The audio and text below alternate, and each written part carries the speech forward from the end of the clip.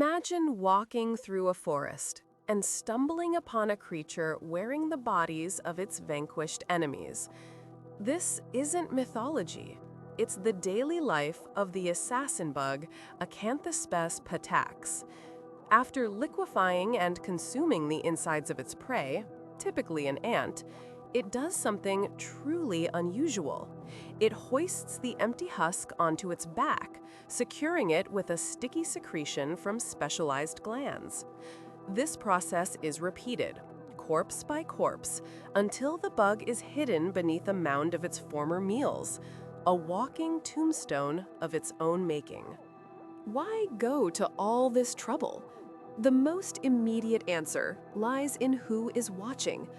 To a predator that hunts by sight, like a jumping spider, a clear silhouette is a dinner bell. The jumbled, chaotic pile of ant carcasses breaks up the bug's recognizable shape. It doesn't look like a single edible organism anymore. Instead, it resembles a random pile of debris, the kind of clutter that a predator's brain is programmed to ignore. This isn't just hiding, it's a form of cognitive sabotage. The deception goes deeper than just fooling visual hunters. Many of the assassin bug's victims, and its most dangerous predators, are other ants. Ants navigate their world primarily through chemical signals, a language of pheromones. An ant colony is a fortress, and any intruder with the wrong scent is immediately swarmed and killed. By carrying the corpses of ants, the assassin bug cloaks itself in the literal smell of the colony. It's wearing a chemical disguise, a passport made of the dead that allows it to move among its enemies undetected. This chemical trickery is incredibly specific. When many insects, including ants, die, their bodies release a chemical signature, primarily oleic acid. This is a necromone, a signal to the colony that says, "Dead, carry to the refuse pile."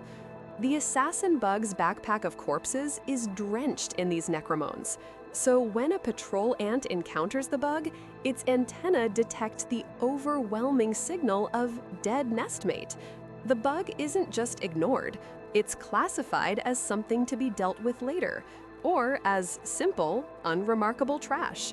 The living hunter is perceived as nothing more than a corpse. This remarkable defense strategy is not without its costs. Carrying a pile of bodies that can weigh more than the bug itself requires a significant amount of energy. Think about walking around all day with a backpack full of rocks. Laboratory studies have measured the physical toll. Bugs carrying this armor run slower and are less agile than their unburdened counterparts. They are more likely to lose their footing and have a harder time pursuing new prey. There is a constant, delicate trade-off between being well-defended and being mobile. This trade-off is the very definition of an evolutionary compromise. The behavior didn't evolve because it was a perfect solution, but because the benefits of surviving encounters with predators outweighed the costs of reduced mobility. In an environment teeming with sharp-eyed spiders and chemically attuned ants, being slow was less of a death sentence than being visible or smelling like an outsider. This gruesome decoration is a testament to the immense and varied pressure that predators exert on their prey, forcing the evolution of bizarre yet highly effective survival tactics. Monotony has grown fast. Nearly 2,700 people have watched in the last few weeks, yet less than 0.03% are subscribed. It would mean a lot if you joined by hitting subscribe.